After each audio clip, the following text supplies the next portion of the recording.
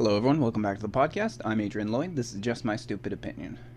So today I'm going to start off my story talking about the church shooting that took place in Texas. I'm sure everyone knows by now, but this past Sunday there was a crazy gunman who ran into a church and he ended up killing 26 people and injuring another 20.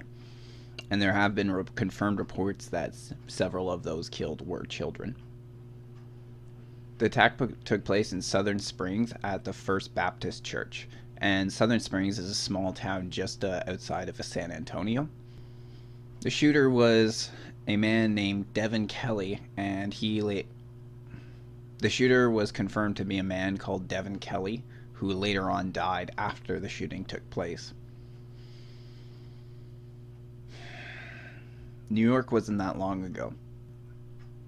I heard about this attack when I was making my last episode the day of. I was getting ready, and there wasn't enough information, so I didn't end up making my episode about that. But I did talk within my last episode about the New York attack that took place. It was only a few days before that it took place, and now we have another mass shooting. Everybody was gathered at the church for regular mass. The shooting took place at about 11:30 in the morning, local time.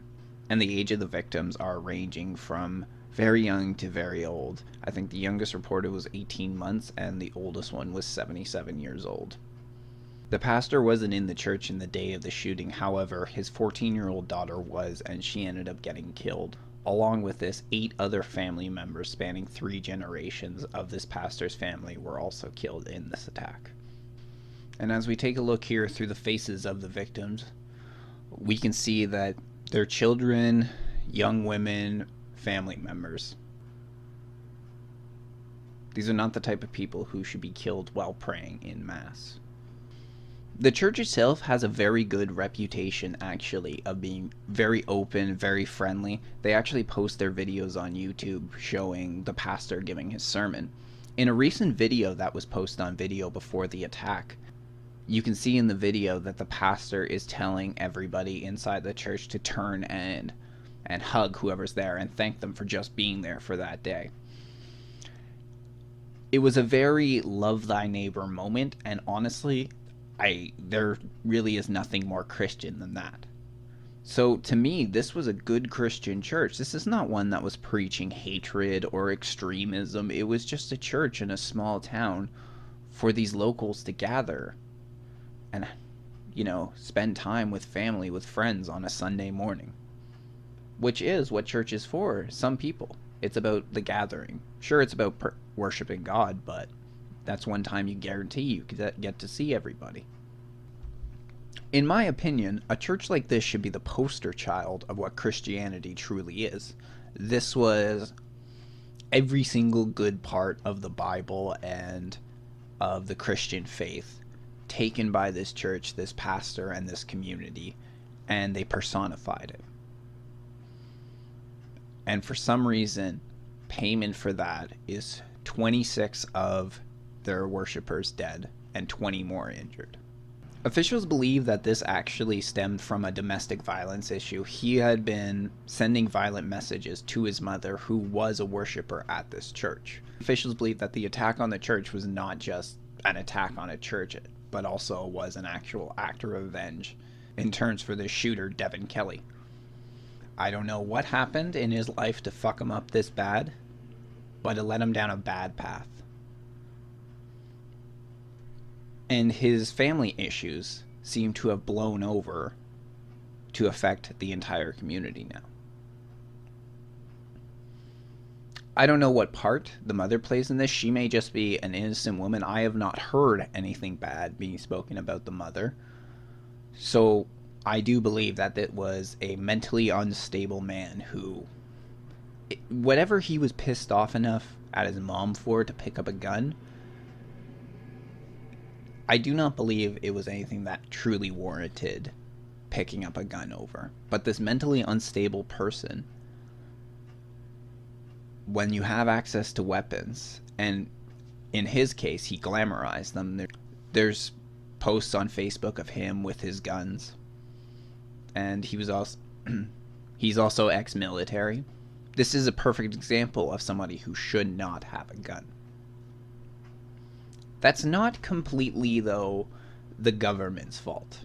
This blame actually could lie more on the military. See, he was actually discharged from the army for domestic abuse, but it turns out that the military never sent over the proper files to government and state authorities, and this included the FBI database. So there were 3 different databases that could have possibly caught this man. But because the military didn't turn it over, 26 people are dead. Because of this, the military is opening an investigation into why these files were not turned over, because this would be a perfect example of an unstable person. If you have a history of violence, then giving somebody a weapon is the worst thing you could do. I did state that his mother attended the church where he committed the shooting. However, she was not present on the day of. Devin Kelly ended up dying later on at another location. But the story that took place after the shooting is a little bit incredible to me.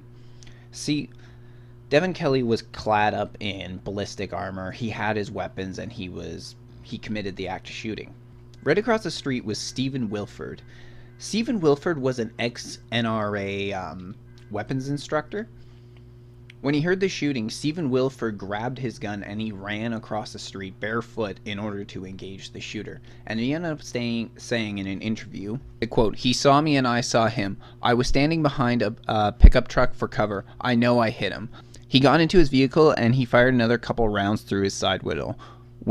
When the window dropped, I fired another round at him again." Stephen Wilford ended up flagging down a passing driver, and to which he informed him of what happened and told him that they had to go after him. So as the story goes, according to Stephen Wilford, and is corroborated by the driver of this pickup, his name Langendorf. The driver of the pickup's name was Langendorf. So as it goes, the two were chasing him down the road, and this chase went to speeds upwards of 90 miles per hour, which I think for any Canadians, I think it's like 140 kilometers, maybe close to 150, maybe even more.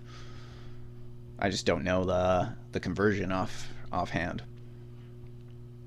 So they chased him down to at which point Devin Kelly ended up striking a sign and his car flipped. So the two men came to a stop and emerged from their pickup.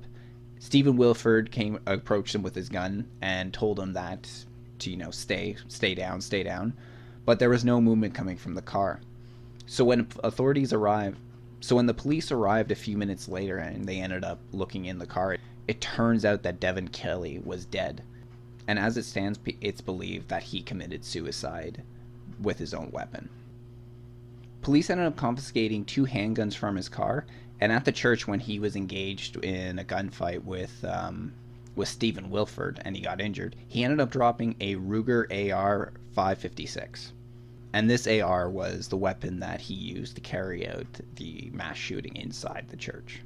Now, soon after this came out, many media outlets were reporting, especially those that are on the right, were reporting about how the shooter, Devin Kelly, was an atheist. We have an article here from the New York Post that states, Texas church shooter Devin Kelly was a creepy atheist outcast who never fit in and berated religious believers on social media, according to former friends and classmates. Quote, "He was always talking about how people who believed in God were stupid and trying to preach his atheism," wrote a former classmate, Nina Rose Nava, in a Facebook post, according to the Daily Mail. Quote, "I legit just deleted him off Facebook because I couldn't stand his posts." End quote. Oddly, Kelly lists teaching Vacation Bible School as volunteer experience on his LinkedIn page, and his wife, Danielle Shields, was previously a teacher at a Baptist church, according to the Mail. CNN also made a story on this, saying, "In retrospect, the warning signs were there. Before Devin Patrick Kelly carried out the deadliest mass shooting in Texas history on Sunday, the former airman was displayed a pattern of violence and disturbing behavior. Domestic violence, sexual assault accusations, animal cruelty, escape from a mental health facility, threatening text messages, an obsession with guns, and mass shootings." The Air Force acknowledged Monday it did not appropriately relay Kelly's court-martial conviction to domestic assault to civilian law enforcement, preventing it from appearing in 3 databases, including the FBI's National Instant Crime Background Check System. Quote, "Had this information been in the database, it would have prevented gun sales sales to Kelly, the Air Force said in a statement. So we're going to get back about him being an atheist in just a moment. But as we can see here, this is exactly the type of person who should have never have gotten their hands on a gun. Domestic violence, sexual assault accusations, animal cruelty. Even an escape from a mental health facility. I stated before, and I even stated right here in the article, that it should have been in the database. This is where the failing was. This is another one situation where I don't believe restrictions on guns would have actually made a difference. Because even if they had strengthened the laws around it and made it much harder, everything was inside the military database, and that had to be sent over. If it had, even by current standard law, he wouldn't have had a gun. So I don't believe tighter regulations actually would have made a difference on this. The other thing is, too, if we think back to old 1920s, 1930s prohibition, when alcohol was outlawed, alcohol was never more popular. In fact, it actually made a lot of money for the bootleggers and the moonshiners who were creating the alcohol and selling it on the black market. So this is what's going to happen if we end up outlawing guns and make it harder. It's going to be available on the black market, and the wrong people are going to be making the guns and making the sales and getting all the money. People are still going to want their guns. Even the regular civilians who feel unsafe, they're going to want their guns even if it's illegal. It's probably similar to how inmates feel in prison concerning shanks. In one documentary I watched, one inmate said, "I'd rather be caught by the guards with a shank than be caught by other inmates without a shank." And it's probably a lot of the same for other people. They'd rather get caught having a gun illegally than getting caught without a gun when they need one. Now, this guy seems clearly to be an atheist. He has had history inside of the church. Clearly, his mother was there. It even states inside the New York Post article that he used to teach Bible class. His wife was active at a Baptist church. So this would suggest he has a history with the church. But judging by the way that he's been acting recently, he had moved away from that. He had a lack of belief in God. So I do see some people that are trying to defend this as he's not really an atheist. I think the best thing to do would be to own up to it, to be perfectly honest. I think we all just need to acknowledge that this guy was an atheist. A little bit of a difference between here and another religious motivated shooting is that there's no doctrine in atheism that tells you that if you don't believe what we believe, then you need to die. So there's nothing there that can motivate him. However, something like that can turn from a lack of belief into a actual hatred, and this is what I believe happened. As his life just went down the shitter, everything looked even worse, and then he just developed an actual hatred for the religion. And one reason may be because of his past in there and being taught, the world is great, Jesus loves you, God loves you. And then when you turn away from that, I feel like for a lot of people, their religion might be the one shining thing in their life. So it's the one thing to make it seem like it's all worthwhile. For them, they can say, I might have a shitty life here, I might not be very happy, but in the end, God will reward me in the afterlife. So when you take that away from them, then it really does make the world look bleak. It makes everything look shitty and can really lead them down a path of, down a path of destruction, as proven by this guy. I find that in my life I've met two types of atheists. There's what I'll call the rational atheist, who has more taken the evidence and it doesn't sum up to a belief in God, so they say, well, if I'm being told all this and the evidence doesn't match it up, then it's probably not true. Therefore, I have a lack of belief in God. And then there's the other who are pissed off. They're very angry. And I think, again, it's the sort of thing they feel like they've been lied to and that everything in the world is great and their whole view on life was a lie. So it pisses them off when they start seeing this and think, well, there is no God, so everything I've been told is a lie. Well, fuck this shit. I hate religion. Sure, there's a lot to hate in religion. There's a lot to like, too. For me, I just don't believe it because the evidence doesn't add up for me. I don't have a hatred for religion. I have a dislike for religion, but I don't have a hatred. And my dislike for religion has to do with how it's acted historically and how a lot of people use bad passages in the Bible or another book to justify bad things, but try and enforce it as if it's the moral good thing to do. So that's where I come from religion, but I don't have a hatred where I'd actually want to destroy religion, anybody associated with religion. This seems to be what this sort of guy was, though. And I think his history sort of just reinforces that. Sexual assault, domestic violence, cruelty to animals. That actually sounds very that sounds very close to the history of many serial killers. If he hadn't gone out and done a mass shooting, he probably would have turned out to be a serial killer. If he had stayed in the church, could it have saved him? I believe the only way would have been savior by ignorance. Because these sort of temptations, the sort of history he has, those I believe you're born with. It's something you'll never really be able to get out. But some people just have those psychopathic tendencies, those sociopathic tendencies too. And those sort of urges are very hard to ignore, even if you are, say, under religion. I mean, priests aren't allowed to have sex, and how many actually commit sexual assault and rapes? A lot of them against little children. So when you have a strong urge and you're always suppressing it, it can really lead down a bad path. It can lead you to do bad things. So religion only would have been able to save him, I believe, if he had thrown himself full force into it and essentially blinded himself with the word of Jesus.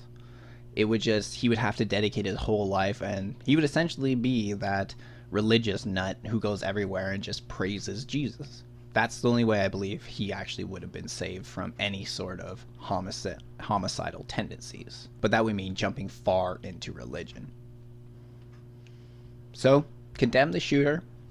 Admit he is an atheist, because he seems to hold atheistic views. But if anybody wants to say that it's all atheists, you say absolutely not. Because every single atheist out there right now is condemning this shooting. No atheist is actually saying, yay, you're going in and you shot up a church, good. And if they are, the rest of us will condemn them too. So apparently, the Trump administration, along with the Department of Homeland Security, has ended protected immigration status for Nicaraguans and other Central American nations, but Hondurans get extension. This gives the current 2,500 Nicaraguans residing underneath the temporary protective status inside America 14 months to pack up, figure out their travel plans, and leave the country. For the Nicaraguans, this temporary protective status has been in place for almost 2 decades now. The other group were the Hondurans, and one reason that they may have gotten an extension is because of the size of the current Honduran population inside America. There are 57,000 Hondurans who are living inside the United States, so to deport them all would not be an easy task, and it would definitely be an expensive task. So I believe they're making this extension to figure out how they're going to proceed with the Hondurans. But sooner or later, we are going to hear that the Hondurans' temporary protective status is going to be taken away.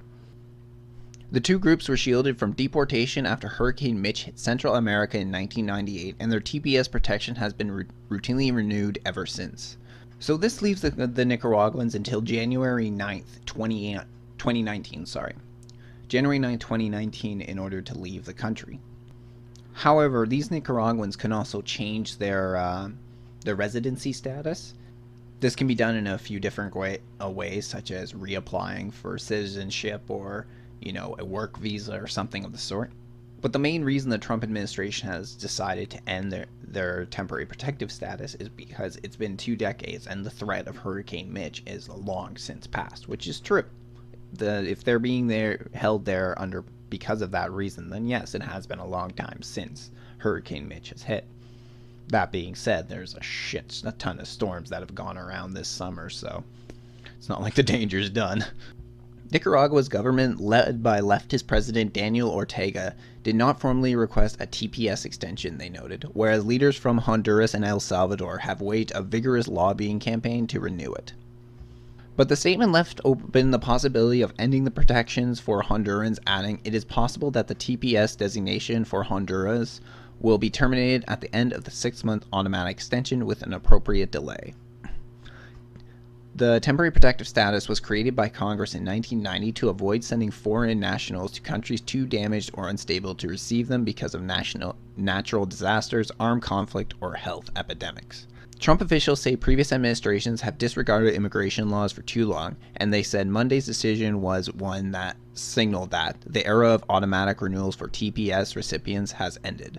The administration has also canceled the Deferred Action or Childhood Arrivals Program, DACA, back in the beginning of September, and sharply cut the number of refugees eligible for resettlement in the United States amid other efforts to limit immigration.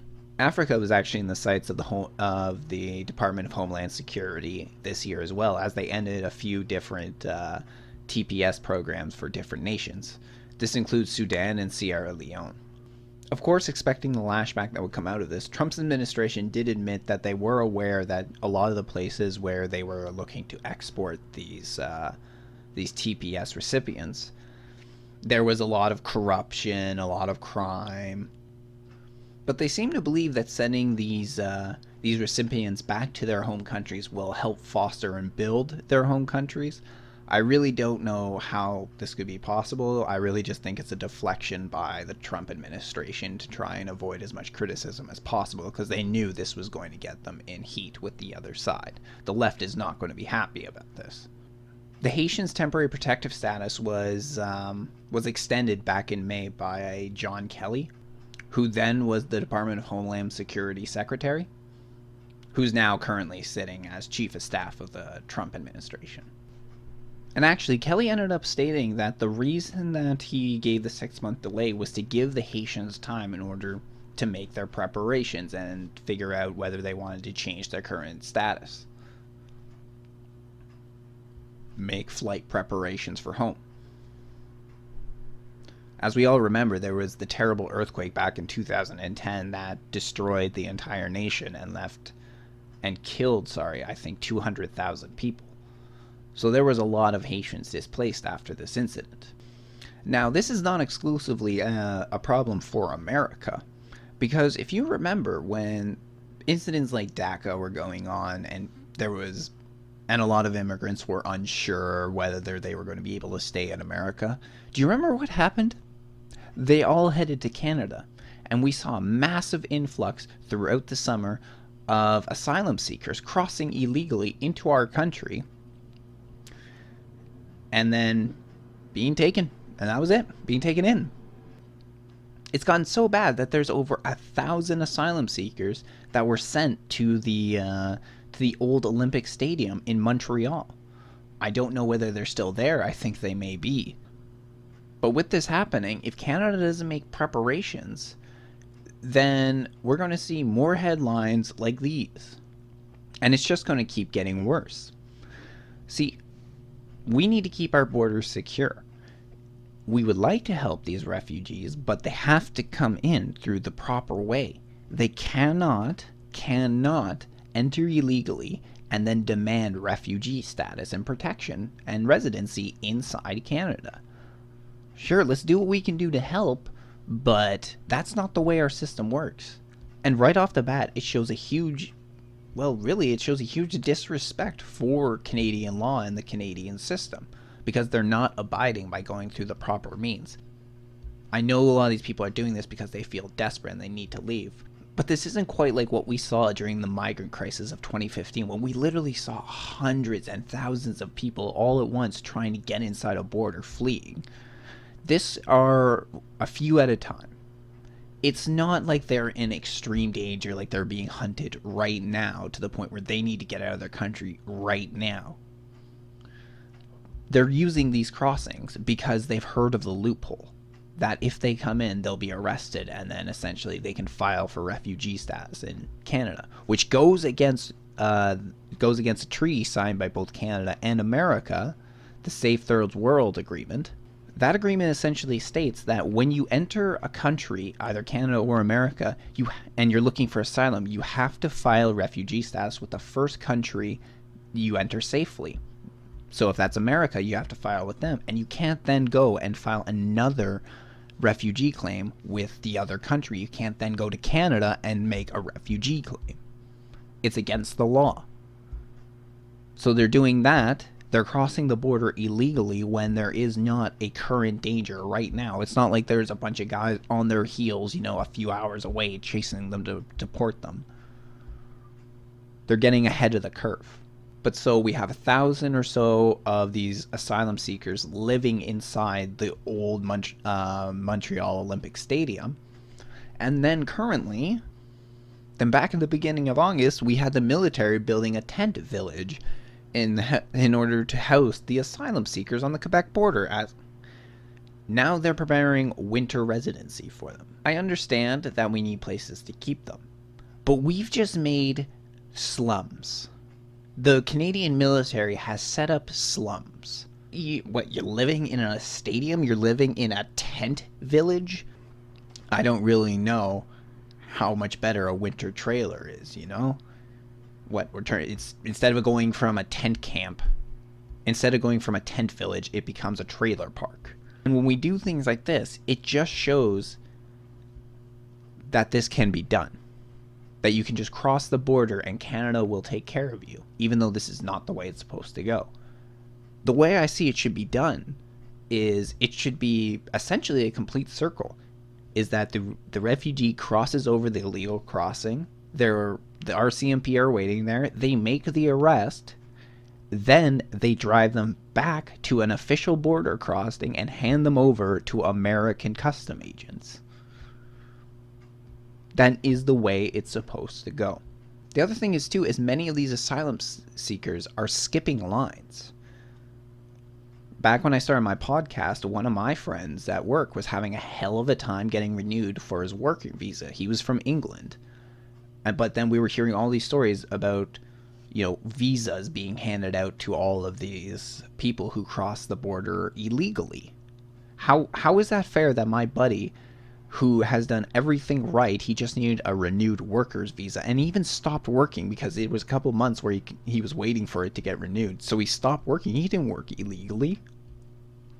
Put some stress on him and his wife, but they got through it until he was back to work. But why is it fair that somebody like my buddy is having such a hell of a time staying in a country where he's willing to work, yet on the other side, somebody who crosses over illegally is immediately getting bumped to the head of the line? Talk about favoring the lowest common denominator. I'm not saying that these people crossing are bad people necessarily, although we don't know who they are, so there is a possibility that they could be bad people. But many of them, as we've even seen pictures of, are just families crossing, young children, mother and a father. But even them, if they're getting jumped to the front, it's showing a favoritism that shouldn't be in place. And if we keep going down this path, we too will continue seeing headlines such as these.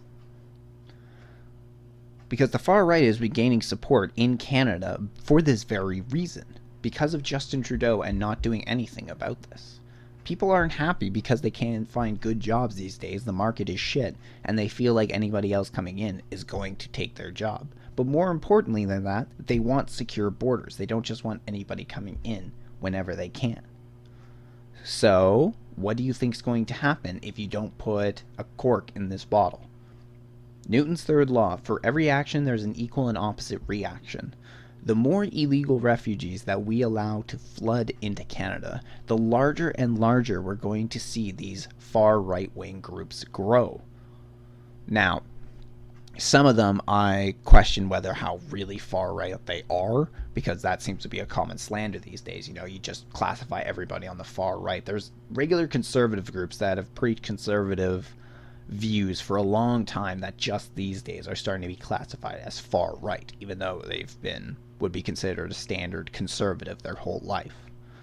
So I get a lot more skeptical when people say far right. I need to look more into them before I'm sure to call them a far right group. Because these days, when people really say far right, it's a very thinly veiled way of slandering a group as alt-right, white nationalists, white supremacists. And that's not necessarily true just because they're on the right. But this is actually bad for Trudeau, too. If the far right gains momentum, do you think they're going to be voting for him? No. But maybe part of his plan, which many conservatives and right-wingers do believe, is that you bring in more immigrants because they'll vote for you. You're the one who let them in, so they'll vote for you. So I don't know.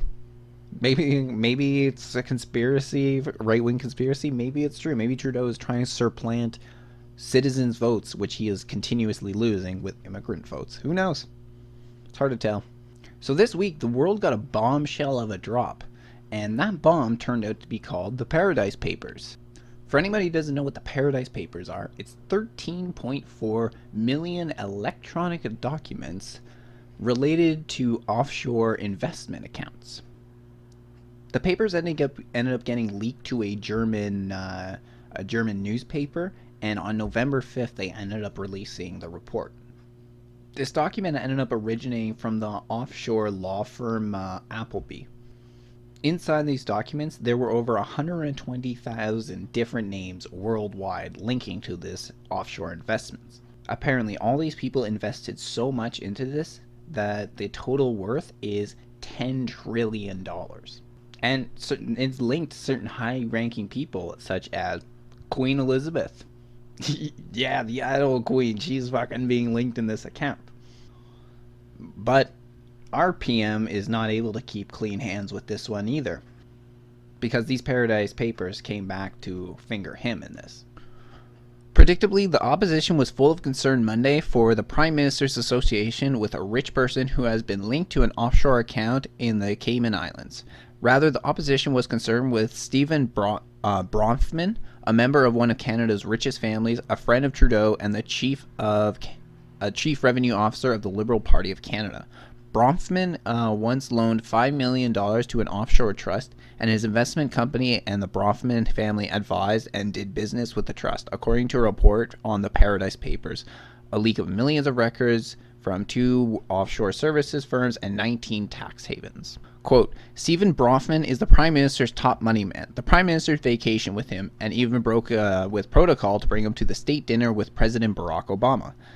Now we know that he used a $60 million tax haven scheme to avoid paying his fair share here in Canada. End quote. Pierre Poilievre, the conservative finance critic, recounted in the House of Commons on Monday. Bronfman has strongly denied doing anything inappropriate. Quote, if the Prime Minister wants to restore any credibility on the issue of tax fairness, will he immediately order the Liberal Party to give back all the money that Stephen Bronfman raised for the Liberals? Poilievre wondered. This was an ambitious ask, and the National Revenue Minister pretended not to hear it. But suffice to say, Justin Trudeau's rich friends keep making things awkward for him. It was the Christmas vacation at the Aga Khan private island. There was the so-called Cash for Access fundraiser. There was grumbling about the Prime Minister's courting of foreign investors. He was also once accused of swanning around Davos, Switzerland. And then his finance minister, Bill Morneau, stumbled into a controversy about a villa in France and was found to still hold millions of dollars worth of shares on his family's pension and benefit company. But that might not actually amount to much in terms of broken rules. Morneau did fail to disclose ownership structure of that property in France and was made to pay the statutory fine of $200 as a result, and the Prime Minister might have taken an inappropriate helicopter ride to get to that island. For that matter, while Bill Morneau's pension legislation might be irreparably tainted, no one has yet definitively made the case that any of his money was pivotal in any government decision and policy. But none of that has quite dispersed the smell of money that once again threatens to cling to this government. Really, more than anything, when people are criticizing for Trudeau and Bill Morneau and all this, the main problem is the way that they've acted throughout them in office, also throughout the campaign. Trudeau always played the moral high ground. He called out Harper for these things and not being transparent and wasting taxpayers' money, blah, blah, blah. The Liberals have done the same thing. They're trying to act like small business owners are rich people who are not paying their fair share because they're using, tax loopholes. They're trying to pretend that small business owners are rich 1%ers who are, stealing all the money from the 99%. So this is why people tend to criticize Trudeau over this more. It's not necessarily that they've broken a serious rule, but if you're going to accuse our former prime minister of wasting taxpayers' money on ridiculous stuff, you can't though then go and spend taxpayers' money on a helicopter in order to get to where you need to go. You can't go spend taxpayers' money to get thousands of cutouts of yourself to just disperse all over the country. Things like this. As for Bill Morneau, they say no one has yet definitively made a case that any of this money was pivotal in the government decision or policy. Maybe not pivotal, but what is true is that after they were looking to put in this harsh tax change that would have affected doctors as one of the primary small business owners, pamphlets for Morneau and Scheppel ended up showing up in doctors' offices. I don't know how widespread it was, but there was definitely, at least in Alberta, where it got pointed out, and these pamphlets were for pension funds for doctors and their staff. Right before they're about to announce a tax change that would negatively impact these people. And now his company is leaving these around saying, call us and we'll work out your pension. That just seems greedy, but also that just seems like there's dirty politics being played, that they're pushing something that is benefiting themselves financially. These are all things they used to accuse the Conservative Party for when the Conservative Party was in power. So you can't sit there and virtue signal for 2 years and then get into office and do the same thing and then not expect criticism over. Hell, you're going to get more over it for how harshly you went after Harper. And he was doing all this before you, and then you get in and turn your back on everything you talked about and start doing the same thing. Sometimes worse.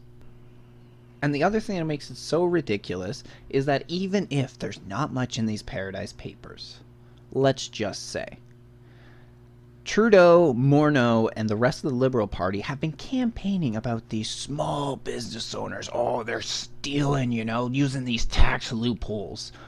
Well, here you have connections to your party directly to the Prime Minister, who is using an actual tax scheme in order to get out. It's not necessarily that it's illegal, but it's used to avoid paying the taxes.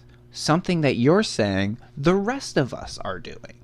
All those small little business owners and doctors and farmers, you're saying, oh, how dare you? How dare you use your loopholes to keep a couple extra $100? Us over here, we're moving millions offshore so we don't have to pay our taxes.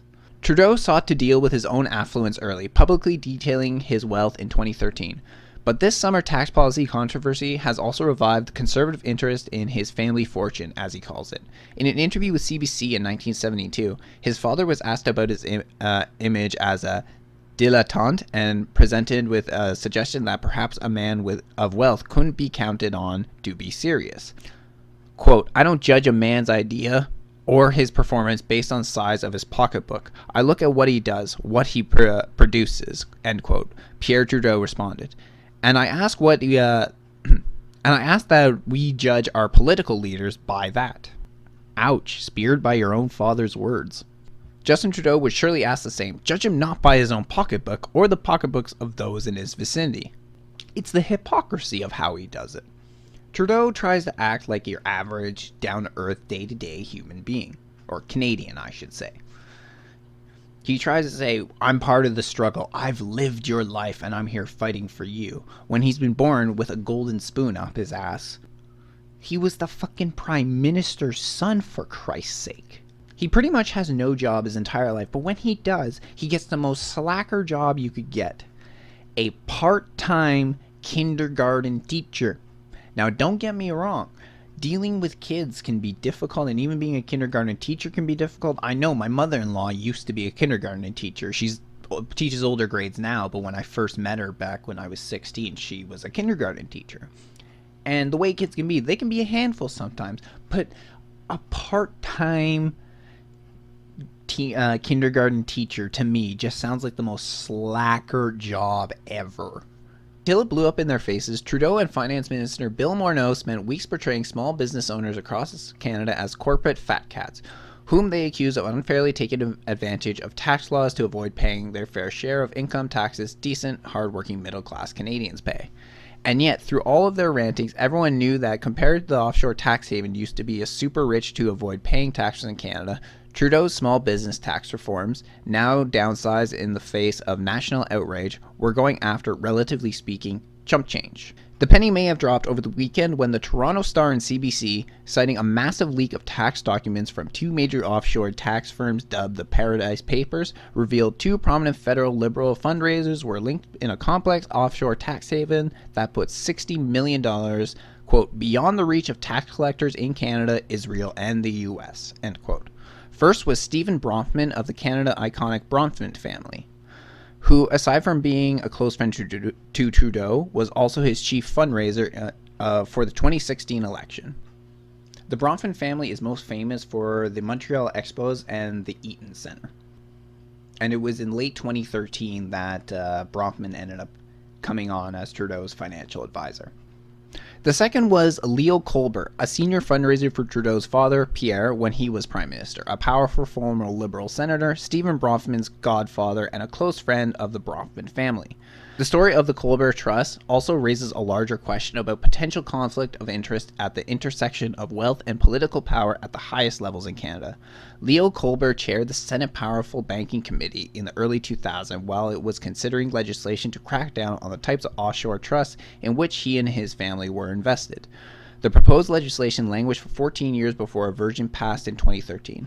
In the meantime, the Colbert Trust financed lavish lifestyles, including $1 million in living expenses in 2012, $6 million for lifestyle in 2013, and $3.3 million for a Manhattan apartment in 2007. In total, Jonathan Colbert received more than $16.5 million from the trust. Buried in the Paradise Papers, a massive leak for the German newspaper, I don't even know how to pronounce that, and the International Consortium of Investigation Journalists, which includes the Toronto Star and CBC Radio Canada, are more than 5,000 pages of internal records detailing how the Bronfman and the Colberts invested in Israel through two offshore trust funds in the Cayman Islands. It was a two-family affair. Stephen Bronfman personally lent millions to the Cayman Trust that handed his family's investment into Israel, run by Leo Colbert's son, Jonathan, 55. It's nice how that all kind of fits together, eh? Their connection from godfather to family, the Trudeaus, senior and junior, all the way up to where they're actually managing each other's money. Like a pretzel, it's just all intertwined. And this shows the problem with the liberal parties, is that they're getting in bed with big donors and the rich fat cats that they talk about they want to be against, that they're fighting against. You know, it's not too much to ask to let the richest 1% to pay a little bit more their fair share. I believe that was Trudeau's opening statement in the Maclean's debate. But even assuming that all these transactions were legal, and the leaked documents revealed 3,300 individual Canadians, politicians, businesses, trusts, and foundations using offshore accounts to avoid paying taxes, doesn't end the controversy for Trudeau. That's because there's nothing illegal about the tax loopholes Trudeau said he wanted to close to prevent small businesses from taking unfair advantages in the tax system. Rather, Trudeau's argument was that the tax laws need to be changed to protect the integrity and fairness of the system for middle-class Canadians by ensuring all Canadians paid their fair share.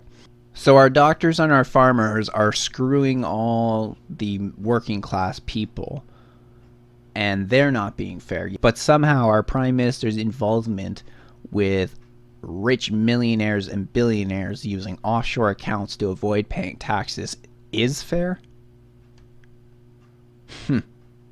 Paradise International email correspondence and financial record in the Colbert Trust appeared to show evidence of bogus records to hide payments, false invoicing, and six-figure gifts to avoid paying taxes, raising red flags for experts consulted by the Star and CBC Radio Canada. Quote, "This definitely merits an audit by the Canada Revenue Agency," says Dennis Meunier, former Director General of the Compliances at the CRA. However, the CRA has announced it will be looking into the Paradise Papers. This is exactly the type of activity that Trudeau is saying he was trying to make fair for all Canadians during his tax changes. People not paying their fair share, and he's one of the worst of them now. Or at least his involvement with them, because there's, as far as I can tell, there's nothing directly linking Trudeau to this account, his money to this account, or even Bill Morneau to this account. But the people who are there closest to him and in bed with them are linked in with this account. You're telling me Trudeau doesn't know anything about this, especially when they were handling his finances in the Liberal Party? Nah. They know. He knows.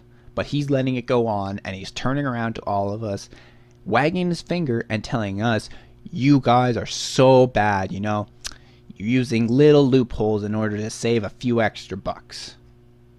You're using the whole fucking House of Commons in order to protect your fat cat buddies. Trudeau is one of the biggest fucking hypocrites I've ever met in my life. I really wonder how good the Conservative whip is and see if he can whip up some Liberal votes, because the Liberals hold a majority government right now.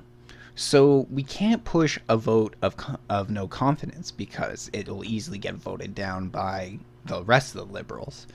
But I really wonder if we had a good Conservative whip and he could whip up some of the Liberal MPs, if we could actually make that happen. Because this is starting to get a little bit ridiculous in my opinion. A little while ago I posted a video of Mulcair calling out Trudeau, and I gotta agree with what what Mulcair says at the end. He says, they say absolute power corrupts absolutely, but boy, this one was fast. The only time he ever failed in my eyes was when he tried to, it was during the election run, and it was like, he's talking to the crowd, and how does he put it? He goes, healthcare, pharmacare, Mulcair. And it was the most ridiculous thing I ever saw. So that was one of the only times he failed for that shit. Trudeau has always talked about the corruption that we saw underneath the Harper government. And don't get me wrong, we saw a lot of scandals underneath Harper. Whether that was just because he was in office for so long, or whether it really was just the cabinet he held, I'm not sure. Maybe it's just we would see this regardless of the prime ministers we see in office. But in my opinion, the Liberals have caused so much controversial, scandalous drama in their 2 years they've been in place that Harper really did in his entire time in office. Harper ruffled feathers all the time. But very few things that happened with Harper ended up being a big thing. I would say the biggest thing was the trial of Senator Mike Duffy back in 2014, I believe. Maybe it was going on into 2015 before the election. That was one of his biggest scandals. But Trudeau just has one after the other, after the other, after the other. And it's not necessarily that they equal in size to something like the Mike Duffy scandal. And for those who don't know, it was a senator took money when he wasn't supposed to from another Conservative MP, and it caused a whole shitstorm. He used it to pay off, I think he owed some loans or some taxes on one of his homes, so he borrowed the money from another MP to pay it off. But Trudeau's are just so steady that even if they're not that serious, they're compounding to be way more than what Harper ever did under his term. That's why I'd really like to see a vote of no confidence soon, because that's just it. I have no confidence in Trudeau. And I speak for a lot of other Canadians. Trudeau needs the younger crowd, and he also needs the immigrant vote. But he's losing his young demographic quickly, as we're seeing no jobs, bigger debt, and honestly, I think a lot of young people are just getting sick and tired of identity politics. Not everyone, don't get me wrong, we still have a lot of young people playing that, but I'm really starting to see a shift among young minds as I talk to more and more people about Trudeau. This is the demographic he dominated, and I'm really starting to see some unhappy people with Trudeau. You profit from fear and